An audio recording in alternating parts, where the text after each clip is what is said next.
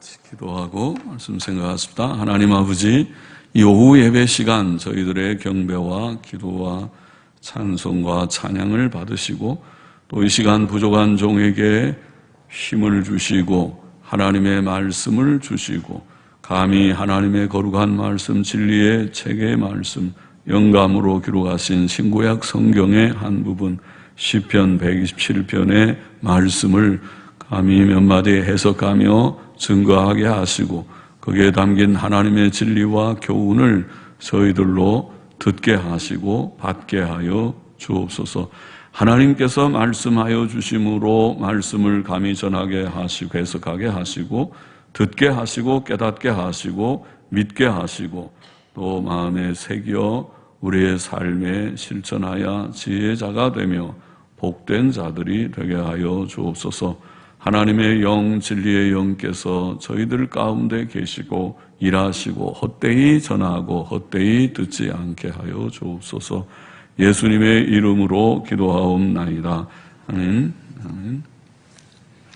시편 127편은 유명한 성경의 말씀들, 좋은 말씀들이 많지만은 유명한 말씀이고 제가 출산 신방할 때마다 가서 이 시편을 많이 읽은 말씀이고 결혼식 할 때도 언급되는 말씀이고 합니다.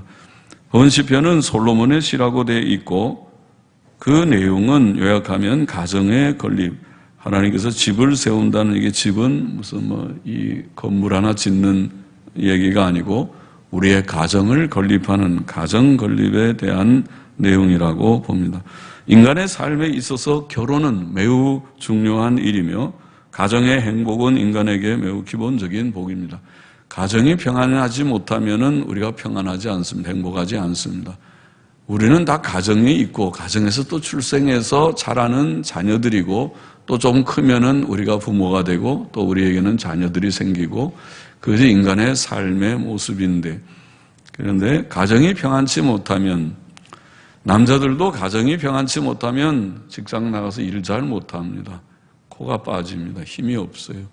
가정이 행복하면 나가서 좀 더 씩씩하게 할 수 있어요. 아무리 세상의 현실이 현장이 삶의 현장이 힘들어도 가정이 잘 뒷받침해 준다고 할 수 있어요. 가정에서 힘을 얻어요.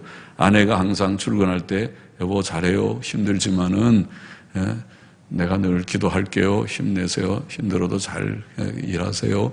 그 한마디를 들으면은 그래도 좀 힘이 날 거예요. 세상의 현실은 항상 수고롭고 힘들지만은요. 가정이 행복해야 행복합니다. 개인이 행복하고 그렇습니다. 국가도 마찬가지입니다. 행복한 가정들이 많아야 국가가 힘이 있지 불행한 가정들 천지면 국가가 별로 힘이 없을 것입니다. 그 힘이 다 그 힘입니다. 가정의 힘이 국가의 힘이 되는 것입니다. 남자와 여자가 부부가 되어 서로 사랑하며 살고 또 자녀를 출산하여 키우는 것은 인간의 삶에 있어서 매우 행복한 요소입니다. 그런데 본 시편은 이 가정의 행복, 중요하다고 지금 말한 이 가정의 행복이 사람의 수고와 노력으로 이루어지는 것이 아니고 하나님께서 주셔야 되며 그가 주지 않으시면 사람의 수고와 노력이 헛되다고 헛될 것이라고 우리에게 가르쳐 주고 있는 것입니다. 그런 것은 인간을 우리가 살아가면 인생을 살면 다 경험하게 될 것입니다. 저도 제가 젊을 때에 미국에서 몇 년 지나면서 특별히 뉴욕에서 한 2년 지나면서 뉴욕의 미국의 이민은 그래도 미국에 가면 동경하는 건데요. 저는 유학생으로 갈 때도 친구들이 부러워가지고 가면 좋은 여자 있으면 소개를 시켜달라는 친구도 있고 그랬었는데 얼마나 고생스러운 그런 길인데도 그러는데 이민을 갈 때는 꽤 돈이라도 좀 챙겨서 가는 사람들이 아마 정상적인 이민은 가는 사람이었을 터인데요. 근데 이민자들 이렇게 보니까 그들에게 참 어려운 그런 문제가 있더라고요. 이민을 가서 정착하느라고 별별 고생을 많이 했어요. 제가 볼 때는 그때 가보면 야채 가게 주로 하고 생선 가게 하고 세탁소 좀 하고 그러면서 이제 다 안정을 얻는 그게 한 10년, 15년 아마 생활하면 안정이 좀 되는지 돈은 벌었더라고요. 집도 산 사람도 있고 돈도 좀 벌고 안정은 되는데 그 어간에 뭘 하나 잃어버렸더라고요. 그게 뭐 잃어버렸냐면 자녀를 잃어버렸어요. 아니, 자녀가 다 있긴 있는데 자녀들이 다 아주 잘 자랐죠. 부모들이 가서 열심히 돈 벌어서 잘 먹이고 장난감 잔뜩 사주고 그렇게 다 했는데도 자녀를 잃어버렸다는 말은 부모와 자녀가 소통이 단절됐어요. 언어적으로도 그렇고 부모는 영어 잘 못하고 자녀도 거기서 이제 한국말을 부모가 늘 잘 가르쳐야 되는데 못하니까 한국말 잃어버리고 그렇다고 영어를 잘하는 것도 아니에요.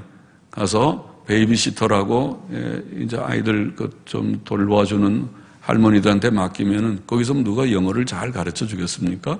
아주 단순한 영어나 조금 하는, 그러니까 영어도 잘 못하고 한국말도 잘 잃어버리고 나중에는 대화를 하려면 조금 하다가 서로 막혀버려요. 부모도 표현이 안 되고 아이들도 말 못하게 하니까 그만둔다고. 딱 언어적으로 단절이 생겨버리고 부모들 말을 들어보면 부모들은 우리가 왜 이민 왔느냐, 자식들 잘 되라고, 자식들 좋은 환경에서 잘 키워보려고 이민 왔는데 우리가 왜 고생했느냐, 이 자녀들을 위해서 다 고생했지. 자녀들 해달라는 거 다 해줬는데 장난감 사주고 못 해주는 거 없이 좋은 거 다 주려고 다 했는데 그런데 왜 이 지경이 됐는지 모르겠다. 모르겠느냐. 제일 중요한 거는 그런 게 아니잖아요. 돈이 아니잖아요. 자녀들한테 물어보면 자녀들은 자기가 외롭대요. 왜? 자기네들은 외롭대요. 진짜 외롭죠. 거기에 이국 땅에서 진짜 미국 사람들하고도 잘 어울려야 되는데 그보다 1차적으로 부모와 소통이 돼야 되는데 단절되어 있으니까 가정에서 부모와 대화가 끊어지니까 그들은 외롭다고 그래요. 돈 가지고 외로움이 없어지는 것이 아니에요. 돈은 있어도 장난감 가지고 되는 문제가 아니라고요. 인간관계의 문제라고요. 대화가 끊어지고 정말 사랑의 교감이 있는 그런 대화가 오가면서 마음의 평안함이 있어야 되는데 그런 것이 없다는 것을 발견했어요. 그래서 이민 청소년들이 문제가 많아서 방황하는 것을 보고 부모들도 10년, 20년이 지나면서 우리가 왜 와서 지금 이 지경이 됐는지 자녀들 문제가 심각하더라고요. 자녀들이. 근데 거기만이 아니고 우리나라도 아마 그럴 것이라고 봐요.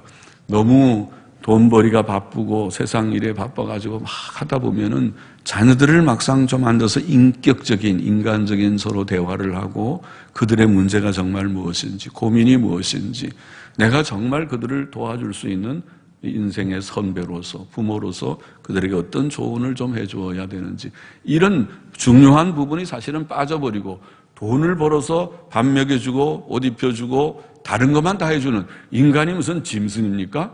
파피입니까? 예? 동물 키우는 것처럼 다 옷 입혀주고 밥 먹여주면 되는 것이 인간이냐고요. 인간은 인간인데 인간은 밥 먹고 옷 입혀주는 건 짐승도 하는 일이에요. 그보다 인간은 인격적인 인간관계가 중요한데 대화라는 것이 인간적으로 나의 고민을 누가 좀 덜어주고 얘기해 줄 수 있는 그런 상대가 있고 뭔가 좀 마음의 평안함이 있고 이런 것이 있어야 되는데 그런 것이 없다면은 그렇게 되지 않겠는가 싶어요.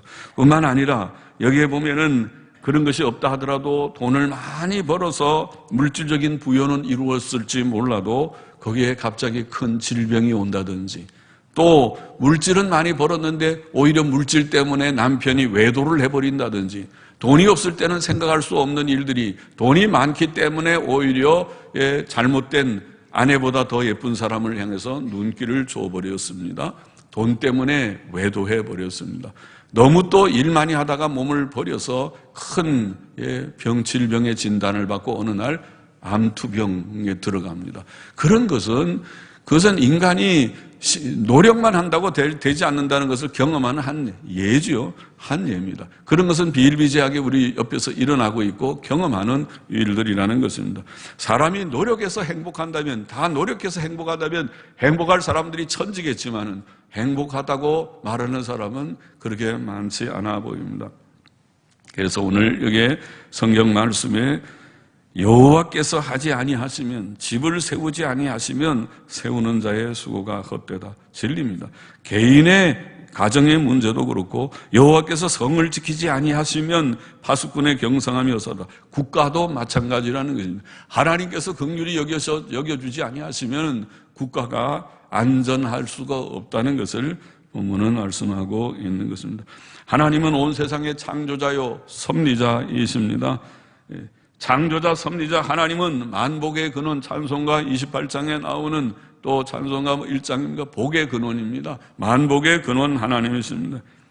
그러므로 하나님을 알고 그를 경외하는 것이 지혜고 복의 길입니다. 복을 우리가 좋은 것을 원한다면 땅 위에서 몸의 건강, 마음의 평안, 가정의 평안, 가정의 사랑, 안전, 외도하지 않는 것, 또 모두가 정말 한 가족이 이 세상에 태어나서 가정이라고 하는 단위가 이 세상의 많은 사람들 가운데 가정처럼 좋은 것이 어디 있습니까? 가정이 없는 사람처럼 또 좀 불쌍하다고 할지 안 좋은 마음 안 된 그런 사람이 어디 있습니까? 가정이라는 것이 있어서 아무리 피곤하고 그러더라도 내가 가정에 들어가서 거기에서 편안하게 같이 얘기를 하고 밥을 먹을 수 있는 가정이 있다는 것이 분명히 이 세상의 삶에서 중요한 부분입니다. 그것을 우리가 놓치지 말아야겠습니다. 그런데 그 좋은 부분이 정말 행복이 되기 위해서는 하나님께서 그렇게 해 주셔야 한다. 하나님께서 주지 않으시면은 사람이 힘으로 그렇게 할 수 없다. 그래서 하나님 중심으로 살아야 된다. 하나님을 우리가 경외하고 하나님 나의 가정을 지켜주십시오. 하나님 내가 하나님 중심으로 살겠사오니 하나님 앞에 내가 늘 복종하며 하나님 내가 의탁하오니 내 가정을 나를 의탁하고 내 가정을 의탁하오니 지켜주시옵소서. 우리의 가정이 행복한 가정이 되게 해 주옵소서. 하나님 그게 경건입니다. 하나님 중심으로 사는 것입니다. 하나님 중심으로 살아야 된다고 이 본문이 말했습니다. 하나님 중심으로 안 살면 어리석은 자라고 했습니다. 다른 거 다 한다 하더라도 어느 날 가정이 깨져버리면 별로 행복하지 않습니다. 보통 그렇잖아요. 남녀 관계도 서로 사랑하고 좋다가 실연이라고 하는 좋지 않은 단어지만 서로 헤어지면 그것이 큰 상처가 돼서 여자가 아예 폐인이 되는 경우도 있고 남자가 또 폐인이 되는 경우도 있어요. 이만큼 중요한 것입니다. 남녀가 서로 사랑해서 가정을 이룬다고 하는 것이 얼마나 인간의 삶에서 행복의 중요한 요소인가 하는 것을 보이는데 그 중요한 요소가 하나님께서 지켜주셔야 되고 세워주셔야 되고 가꾸어 주셔야 되는 것이다. 그렇게 말씀하고 있는 것입니다. 하나님이 빠져버린 삶, 하나님이 없는, 하나님 경외함이 없고 하나님을 아는 것이 없고 하나님을 섬기는 것이 없는 그 삶은 결코 행복하지 않다. 그것은 헛된 삶이 될 수밖에 없다. 그것을 오늘 본문은 말씀하고 있습니다. 2절에 보면 너희가 일찍 일어나고 늦게 누우며 수고의 떡을 먹음이 헛되도다. 그러므로 여호와께서 그 사랑하시는 자에게는 잠을 주시는도다. 하나님 없는 삶, 즉 하나님을 알지 못하고 경외함이 없고 섬김이 없고 그의 계명을 알지 못하고 순종함이 없는 삶은 헛수고의 삶이다. 비록 그가 날마다 일찍 일어나고 늦게 누우며 수고로 일하며 돈을 벌어 음식을 먹는다고 할지라도 그것은 그에게 성공이나 행복이 되지 못한다. 그렇게 성경은 오늘 본문은 시편은 그리고 가장 영광스러운 생활을 했다고 하는 솔로몬은 이렇게 하나님의 감동 가운데 증거하고 있는 것입니다. 복의 근원 되신 하나님께서 그에게 복을 주시지 않기 때문입니다. 하나님을 알지 못하고 그를 섬기지 않는 것 자체가 죄입니다. 큰 죄입니다. 근본적인 죄라고 할 수 있습니다. 그러므로 하나님께서 그의 불경건하고 무신론적인 삶을 결코 기뻐하지 않으십니다. 복 주실 수 없습니다. 하나님이 주시는 모든 것이 다 하나님의 복인데 복을 하나님께서 거두어 가실 수밖에 없습니다. 또 그런 사람은 하나님을 경외함이 없기 때문에 그의 명하시는 도덕적인 삶도 살기 어렵습니다. 그는 자기 이익을 따라 어떤 때는 양심을 팔고 도덕성을 저버리는 것입니다. 모든 사람이 열심히 노력하기만 하면 다 행복하게 사는 것이 아니라는 말입니다.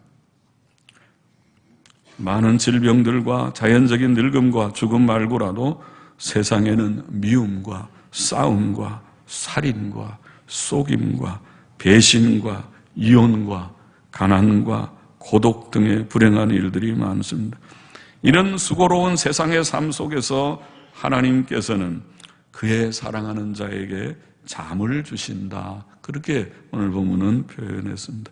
잠은 육신의 건강과 행복의 필수적인 요소죠. 잠 못 자는 것이 가장 불행한 일 중에 하나죠. 잠 못 자면 모든 게 마음이 불안해요. 불안하고 짜증스럽고 그렇죠. 어린애기들도 잠을 푹 자지 못하면 일어나면 찡찡대죠. 짜증 부려요. 그러나 잠을 푹 재워서 훅 자고 일어나면 방긋 웃죠. 기분이 좋은 거예요. 잠이 그렇게 좋은 거예요. 잠을 푹 자고 나면은 사람이 웬만큼 근심 걱정은 좀 덜어지죠. 편안을 가져요. 그러나 잠을 제대로 못 자고 요새 아이들처럼 우리 학생들처럼 잠을 4-5시간만 재워가지고 자꾸 공부하면 공부가 되지도 않아요. 머릿속에 들어가지도 않고 정리되지도 않고 기억했던 것도 다 날아가 버리고 그래요. 잠을 푹 자야 기억이 잘 돼요. 사람은 원래 머리가 꽤 좋은 존재예요. 암기력이 보통 좋은 것이 아닙니다. 우리나라 사람 암기력 좋다고 그러지만은 제가 미국 얘기했죠. 미국에 거기 가면 베스퍼라는 걸 밥존스 대학에는 오후 시간에는 이게 연극 비슷한데 연극이 아니라 그들이 이런 좋은 경건한 주제를 가지고 그것을 암송을 해가지고 이렇게 발표도 하고 하는 그런 행사를 대학이니까 그런지 하는데 그 사람들 암기력 대단하더라고요. 그 많은 내용들을 저렇게 잘 암기할 수 있을까? 사람이 내 머리는 나쁘다고 그러지만 나쁜 머리가 안 써서 그렇죠. 사람은 실제로 자기의 두뇌를 조금밖에 안 쓰고 있다고 그러잖아요. 그러니까 자꾸 두뇌를 개발해서 많이 암기가 한 번 해갖고 잘 암기가 안 되는 사람은 10번, 100번 하면은 제가 중학교 때 시험에 화학 시험에 화학인가 그때 중학교는 화학이 아니라 뭔가 이게 생물인가 이게 무슨 뭐가 뭡니까? 이 목에 이렇게 변해서 나중에 아미노산이 되는 있어요. 거기에 단계가 여러 개가 있는데 그걸 다 틀려서 집에 돌아오는 버스간에서 그걸 갖다가 계속 외웠어요. 외워가지고 지금도 근래까지도 외웠는데 지금 첫 자만 기억이 나고 그 뒤에 내용이 잘 안 나는데 그렇게 해갖고 계속 외우니까 그게 몇십 년이 지났는데도 그 첫 자가 어떤 어렴풋이 기억이 나요. 그게 아마 여러분도 우리 학생들이 알 것입니다. 그처럼 우리가 머리를 써서 그렇게 암기하면은 많은 것을 우리가 기억할 수 있을 것입니다. 그러나 잠을 푹 잘 때에 그런 효과가 있어요. 잠자면은 기억한 것이 다 그 도서관에 질서정연하게 정돈되듯이 잘 정돈된다고 그러잖아요. 그래서 여러분들이 잠을 푹 자고 일어나면 기억력이 아주 좋아요. 생각 안 난 것도 딱 기억이 떠오를 때가 있어요. 정리정돈이 잘 돼서 그럴 것이라고 봐요. 그처럼 잠은 참 건강에 좋습니다. 기억력에도 물론 좋습니다. 행복한 그런 요소인 것입니다. 그래서 하나님께서 이 보약 같은 잠, 보약이라고 우리가 흔히 말하는 이 잠을 사랑하는 자에게 주신다. 수고로운 이 세상의 삶의 여정에서 하나님이 주시는 큰 복의 하나죠. 복된 단잠을 푹 자고 잘 잤다. 개운하게 잤다. 자고 나서 일어나니까 푹 잤다. 잠에 뒤치락뒤치락하고 시끌시끌하고 그런 것이 아니라 잘 잤다 할 수 있는 그 잠이 하나님께서 여러분들에게 우리 모두에게 다 주시기를 바랍니다. 정말 그런 잠 자기가 어렵지만 이 세상의 현실이 잠을 그렇게 푹 잘 수 있는 현실이 아닌 건 알지만은 그러나 그렇게 좀 되면 좋겠습니다. 푹 자고 깨어서 또 건강함으로 밝은 심령으로 일하고 하면 좋겠습니다. 3절에 보면 자식은 여호와의 주신 기업이요 태의 열매는 그의 상급이로다. 이 세상의 나그네 삶에서 결혼과 자녀 출산은 하나님의 복입니다. 자녀들은 하나님께서 이 세상에서 주신 기업이며 상급이라. 참 좋은 거죠. 기업이며 상급이라. 그러면은 다 기업은 좋아하잖아요. 땅 좋아하죠? 집 좋아하죠? 안 좋아할 사람은 없어요. 없어서 그렇지. 땅 몇 개 있다. 누가 부모님이 내가 저기 땅에 몇 평이 있는데 내가 너한테 유업으로 주겠다. 그러면은 입이 찢어질 거려. 내가 숨겨놓은 집이 몇 채 있었는데 너희들 하나씩 나눠준다. 그러면은 정말 좋아서 그때 오라 그러면은 정말 정시에 다 집합할 거예요. 자식들이. 그렇게 기업은 좋아하는데 여기에 기업을 자녀가 기업이고 자녀가 상도 좋아하잖아요. 애들이요. 학교에서 상하면 얼마나 자랑스럽게 가서 집에 가보면 어떤 집은 벽에다가 잔뜩 상장들 붙여놓은 집도 봤는데요. 그런데 자식이 기업이고 상급이라 자식을 낳으면 하나님 앞에 기업을 하나 받는 것과 같고 또 상장 하나 받는 것과 같다. 그러면은 사람들이 너도 나도 아이고 그러면 자식 많이 낳아야겠네. 내가 상을 많이 좀 얻기를 원하고 기업이 확장이 되기를 다 원하는데 그렇게 생각할 텐데 요즘 보면 반대죠. 아이고 자녀 그 돈 많이 들고 글쎄요 결혼 좀 생각해 보죠. 결혼도 꺼리고 결혼을 해도 자녀 다음으로 자녀 싫어. 출산을 싫어. 출산 기피. 결혼 기피 현상, 출산 기피 현상.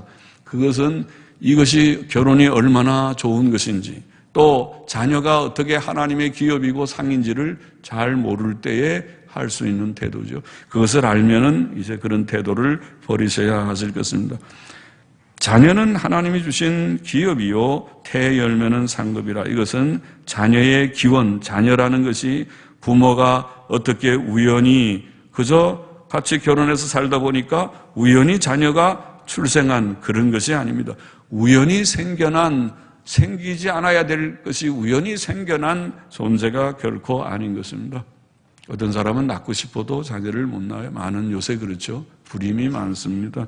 자녀는 하나님께서 주신 생명, 하나님의 뜻 가운데 주신 귀한 생명입니다. 자녀의 기원이 하나님이다. 우연이 아니고 하나님이다. 그걸 보입니다. 인간의 존재는 우연이 아닙니다. 하나님의 영원한 작정 속에서 하나님께서 창조하셔서 출생하는 존재다. 이것은 굉장히 귀한 의미가 있습니다. 인간의 존재를 철학자들은 무의미하게 무목적하게 의미도 없고 목적도 없고 그저 던져진 존재요. 그래서 우리가 인간이 무엇인지 묻지 말고 내가 여기 있는 현존이 실존이 중요하고 내가 열심히 사는 것이 의미가 있다. 이런 어처구니 없는 얘기들을 철학자들은 하지만은 그것이야말로 정말 정신없는 그런 일입니다. 의미도 없고 가치도 없는데 열심히 사는 것이 의미가 있다니 도대체 무슨 말을 하는 것입니까? 그런 정도의 인생이라면 죽어버려 차라리. 죽어버리는 것이 낫지. 의미도 없고 가치도 없는데 그 고생스러운 인생을 규격격 살고 있어야 죽어버리는 게 낫지. 인간은 그런 존재가 아니기 때문에 산다는 것을 깨달아야 됩니다. 인간에게는 의미가 있고 목적이 있고 가치가 있는데 그 의미와 목적과 가치는 하나님께로부터 온다. 하나님께로부터 기원하기 때문에 하나님이 만드셨기 때문에 거기에 의미가 있고 가치가 있고 하나님이 어떤 목적이 있어서 우리를 이 땅에 태어나게 하셨다는 것입니다. 우리가 이 세상에 살아야 할 의미가 거기에 있고 내가 삶의 목적이 무엇인가 하는 것이 거기에 설정된다는 것입니다. 하나님 안에서. 그것은 다른 것입니다. 무신론적인 이 세계관을 가진 사람들하고 하나님을 아는 사람하고는 하늘과 땅처럼 다른 삶인 것입니다. 인간을 사는 것은 겉모습은 비슷하지만은 다른 것입니다. 자녀라고 하는 것은 우연이 아닙니다. 하나님께서 주신 기업이요 상급이다. 또 그것은 자녀의 소유권의 의미가 거기에 있습니다. 자녀는 부모 것이 아닙니다. 내가 낳았으니까 내 것이지 내 마음대로 내가 하는데 누가 뭐라 그래 이건 내 자식이야 그런 것이 아니라는 말이죠. 부모가 낳았기 때문에 부모가 제일 가깝기는 하지만은 그것은 하나님 것이에요. 노타치입니다. 부모도 노타치예요. 부모가 자기 거라고 자기 마음대로 하면 안 돼요. 하나님 것입니다. 하나님의 뜻대로 해야 되는 것입니다. 그리고 이 자녀가 하나님의 기업이요 상급이라는 말씀 속에는 자녀 양육의 원리도 그 속에 들어 있습니다. 젊은 부모들은 잘 모르죠. 자기도 젊은데 자녀를 낳았습니다. 자녀는 잘 모르고 엄마 아빠 그렇게 말하고 엄마 아빠에게 자기를 맡기지만은 사실은 부모는 겁이 나는 것입니다. 어린 자녀를 출산을 했지만은 이 자녀를 내가 어떻게 키워야 될지 대책 없이 준비 없이 내가 부모로서 정말 준비된 자격이 있는 아빠고 자격이 있는 엄마인지 잘 모르는 채 젊을 나이에 아기들의 출산을 해서 아기들을 품에 안는 경우가 많기 때문입니다. 양육의 방법을 잘 모릅니다. 어디 아빠 학교, 엄마 학교가 있어서 자녀의 출산이 무엇이고 자녀를 어떻게 길러야 되고 체계적으로 공부하는 학교도 제대로 없습니다. 그렇게 되는 경우가 많습니다. 그래서 자녀를 낳았지만은 자녀의 양육을 잘 하지 못해서 방치된 채 또 가정마다 천태만상이 돼서 어떤 집은 그래도 내려오는 가풍이 있어서 그래도 할머니 할아버지들이 좀 어느 정도 가르쳐주는 바가 있어서 그래도 젊은 부모들이 그렇게 해야 되나 보다 하면서 터득하는 바도 있겠지만은 어떤 집은 전혀 그렇지 못해서 자녀 교육이 제대로 되지 못하는 집들도 많이 있으리라고 봅니다. 그런데 여기에 자녀 교육의 방법을 주님께서 보이신 것은 이것은 내가 주는 기업이다. 자녀는 하나님이 주신 기업이요 하나님의 상급이다. 하나님의 소유물이다. 하나님께 속한 것이니까 하나님께서 자녀를 키우는 방법도 가르쳐 주시는 것입니다. 그것이 바로 성경책입니다. 성경은 하나님이 자녀 교육의 방법으로 주신 우리에게 주신 교과서와 같은 것입니다. 그래서 성경 말씀에 근거해서 자녀들을 가르치라. 그것이 신명기 6장에 나오는 이 말씀을 너는 마음에 늘 새기고 내 자녀에게 부지런히 가르치라. 앉았을 때든지 누웠을 때든지 길을 갈 때든지 이것을 가르치라고 말씀한 신명기 6장 4절부터 들으라 이스라엘아 들으라 하고 나오는 쉐마라는 구절입니다. 예? 그 구절이고 거기에 정신은 신구약 성경 말씀이 교범이 되어서 교과서가 되어서 말씀으로 자녀를 양육하라. 신약 성경적으로 표현하면 주의 교양과 훈계로 양육하라. 하나님의 말씀, 성경이 교과서가 돼서 성경 말씀을 어릴 때부터 읽히고 그래서 저는 신방할 때 자녀들에게 성경을 읽힌다는 말을 들을 때 기뻐요. 제가 우리 부목사님한테도 물어봤어요. 자녀들 라헬, 루아 또 지환이 성경 말씀 읽히세요? 읽히는가요? 그러니까 성경 안 읽으면 밥도 안 줘요, 엄마가. 그래서 아이고 참 잘한다. 예, 그렇게 속으로 생각했어요. 제가 우리 아들에게 문자 보내면서 아들아, 암만 바빠도 성경 읽고 기도하는 거 하고 또 엘리자벳, 그 다음에 캐서린, 또 샬롯 성경 말씀 늘 듣게 하고 또 읽게 하고 해야 된다. 그러니까 하나님의 은혜로 by the grace of God we are well doing 잘하고 있습니다. 그래요. 그래서 그래 잘한다. 그것이 내가 듣고 싶은 대답이고 그렇게 하면은 내 마음이 기쁘고 그것 없으면은 안 기쁘다. 자녀를 양육하는 것은 부모가 다 완전하지 않지만은 성경 말씀에 의지해서 부모도 배워가면서 부모도 읽고 읽혀가면서 자녀들에게 성경 말씀의 교훈대로 하나님을 가르쳐주고 창조의 하나님, 섭리의 하나님, 심판의 하나님, 죄의 문제를 가르쳐주고 예수 그리스도의 속죄를 가르쳐주고 하나님의 은혜로 그렇게 양육한다면 잘 될 것이다. 잘 될 것이다. 그것이 하나님의 방법이다. 그렇게 말할 수 있습니다. 4절, 5절 보십시다. 젊은 자의 자식은 장사의 수중에 화살 같으니 이것이 그 전통에 가득한 자는 복되도다. 저희가 성문에서 그 원수와 말할 때에 수치를 당치 아니하리로다. 본문은 자녀들이 용사의 화살통의 화살들 같이 많아야 복되다고 말합니다. 다사는 하나님의 복이라는 진리를 말씀하고 있습니다. 요즘 생각하고 다르죠. 요즘은 산하 제한이라는 것이 일반적이고 2명만 낳아도 많다 그러고 3명 하면 눈이다. 할머니 할아버지가 앞장서서 안 된다 너 어떡하려고 그러냐. 그렇게 하는 정신없는 그런 부모님들 할머니 할아버지가 있는 세대지만은 잘못 생각하고 계셔요. 성경은 당신의 생각하고 반대입니다. 성경은 다산이 복이다. 용사가 전쟁에 나가면서 화살통에 화살 1개나 2개 꽂고 나가는 바보 같은 용사가 어디 있습니까? 그 용사는 2개 화살 쓰고 나면 끝나고 그 다음에는 얻어맞는 것만 남았을 것입니다. 그렇게 전쟁에 나가는 바보 같은 전사가 어디 있습니까? 화살통에 가득히 실을 수 있는 만큼 내가 질 수 있는 만큼 화살을 가득히 넣고 몇 화살을 잘못 쏘아도 계속 화살을 뽑아서 원수와 쏘아서 이길 수 있는 그런 사람이 전사지. 그처럼 다사는 자녀는 많을수록 좋다. 그것이 성경의 가르침이지. 성경의 가르침하고 반대로 1명, 2명만 낳으면 된다. 3명은 많다. 그런 생각이 도대체 어디 있느냐고요. 성경을 안 읽으면 모르지만 성경을 모르고 성경을 부정하면 모르지만은 산하 제한은 비성경적입니다. 결혼을 기피하고 출산을 기피하는 것도 다 잘못된 것입니다. 할 수 있으면 하십시오. 어떤 때는 마음에 안 맞아서 눈을 낮춰서 가면 좋겠다는 생각도 저보고 결혼하라 시키라고 그러면 나는 금방 할 수 있을 것 같아요. 우리 교회에 결혼 안 한 남자들도 많고 여자들도 많으니까 다 명단 써놓고 줄만 쫙쫙 그어가지고 합동 결혼식 하면은 내일이라도 할 수 있는데 이게 결혼처럼 어려운 게 없더라고요. 다 눈높이가 안 맞아가지고 또 볼 때도 그래요. 잘 안 맞는 것이 있긴 있는데 그래도 어떻게 해요. 그래서 혼자 사는 것이 또 혼자 사는 수도 있어요. 혼자 살아서 주의 영광을 위해 살 수도 있긴 있는데 할 수만 있으면은 눈높이를 좀 낮춰서 결혼이 실제로 살아보면 사람만 좋으면은 참 좋아요. 사람이 안 좋으면은요, 아만 외모 근사하면 뭐예요? 외모 근사한 사람이 더 바람기 있는 사람도 많고요. 또 겉으로만 돈 많은 거가 뭐 있어요? 그렇게 많다고 다 되는 행복이 있는 게 아니라고요. 그런 거 다 있어도 재벌도 죽는 사람 있잖아요. 재벌 2세들도 자살하잖아요.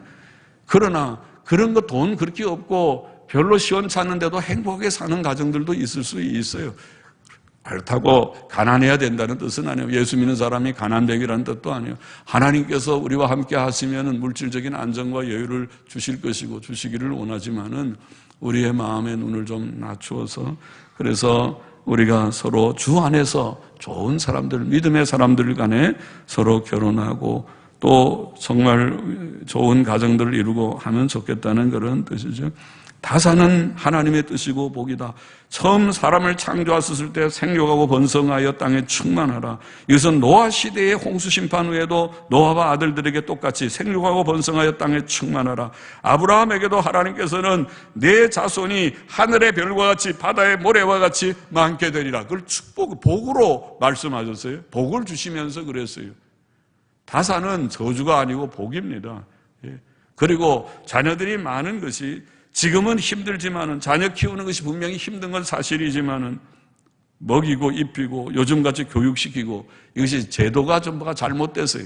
제도가 잘못됐어요. 제가 보기에는 사교육이 잘못됐어요.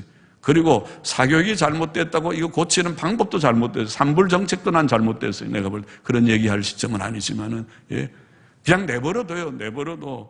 옛날처럼 저도 어릴 때, 젊을 때 그 얘기 간혹해서 죄송도 하지만은 그냥 내버려두고, 어려우면 어려운 대로, 부자는 가해하라고 그래요. 그냥 내버려두고, 가난한 사람은 가난한 대로, 못하면 못하는 대로 하지만은 열심히 노력을 해가지고, 학교도 전부 인류학교가 있으면 좋겠어요. 옛날처럼.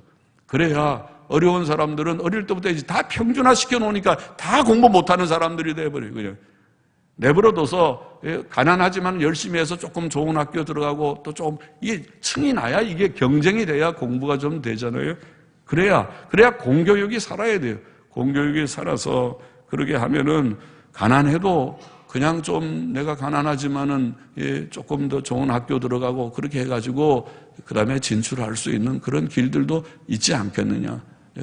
그렇게 생각을 해요. 그렇게 생각하는데 하여튼 그런 것이 자꾸 이제 어려워지니까, 또 교육에 돈이 많이 드니까 출산도 기피하고 그렇게 되는 것 같아서 제가 하는 말인데, 그러지 말고 자녀를 교육하는 일이 너무 부담이 되지 않도록 공교육도 좀 잘 되면 좋겠고, 그리고 정 안 되면 미국처럼 집안에서 해요. 홈스쿨링 해요. 부모들이 자기가 배운 만큼 열심히 자기도 노력하고, 우리 아이도 집에서 그 마지막 시험 칠 때 엄마 얘기하는 거 보니까 엄마가 미리 공부했더라고요.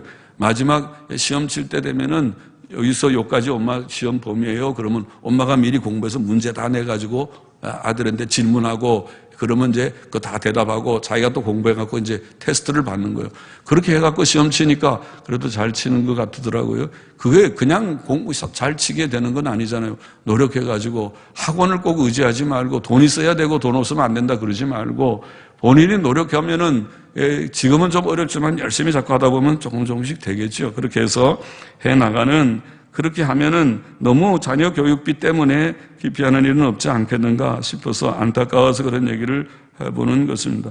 그래서 자녀들이 많은 것이 지금은 기르기가 좀 어려운 건 사실 현실이지만은, 그러나 조금만 좀 지나면은 자녀 많은 거하고 없는 거하고 참 차이가 많을 것입니다. 차이가 많아요. 이제는 걱정이 많아요.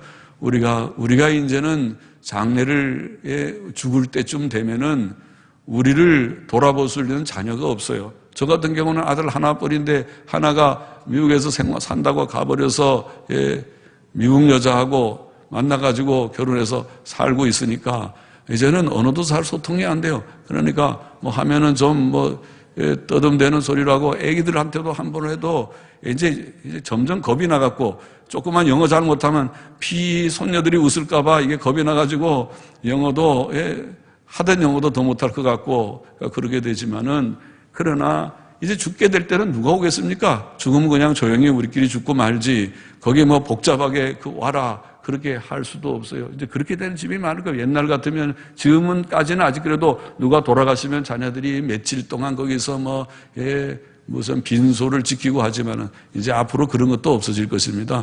그냥 영안실에 안치됐다가 나중에 이제 발인하면은 다 모여서 한번 예배드리고 발인한 미국식이 그렇게 되니까 그렇게 될 것입니다. 그렇게 자녀들이 없는 세대가 되니까 그렇게 점점 되는 쓸쓸한 장례식이 많아지지 않겠는가 그렇게 우리가 생각되는 것입니다. 그러나 만일 자녀들이 정말 많다고 하면은 든든하게 될 것입니다. 그 자녀들이 많으면은 노경에 그들이 위로를 받게 될 것입니다. 그것은 평소에 그들이 아이고 자녀들은 구차는 존재야. 자녀 많은 거 딱 질색이야.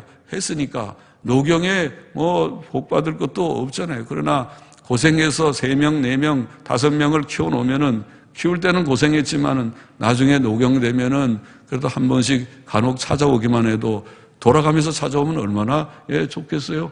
그러면은 쓸쓸한 것이 좀 덜하겠죠. 자, 오늘 본문에 가정의 행복은 하나님께 있다. 내가 노력하면서 되는 것이 아니고 하나님께서 주셔야 된다. 그것을 여기에 말하고 하나님께서 주지 아니하시면 우리의 모든 수고가 헛되게 되고 하나님이 주시면 우리의 수고로운 삶 속에서도 단잠을 누리게 하실 것이다. 단잠을 자게 하실 것이다. 그렇게 말씀했습니다.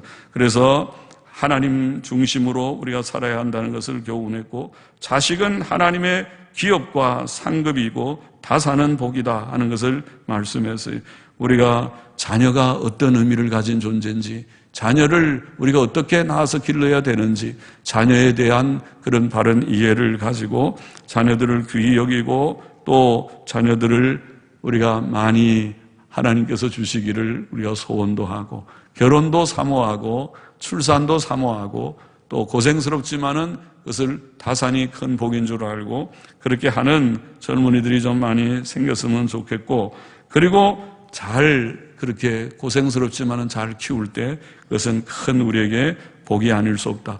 개인적으로도 그렇고 교회적으로도 그렇고 국가적으로도 그렇습니다. 지금 우리 국가는 큰일이잖아요.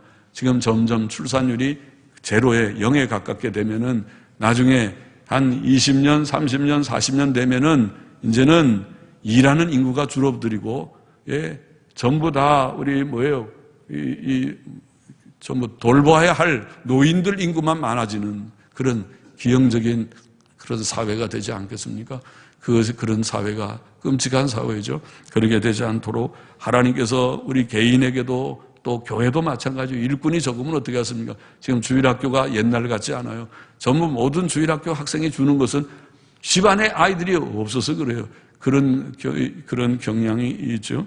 그래서 그렇지 않도록 하나님께서 많은 일꾼들, 신실한 다음 세대를 젊어질 그런 젊은이들을 많이 배출할 수 있는 그런 그리스도인 가정들이 되어야 하겠고 결혼을 기피하지 마세요. 젊은이들 결혼하세요.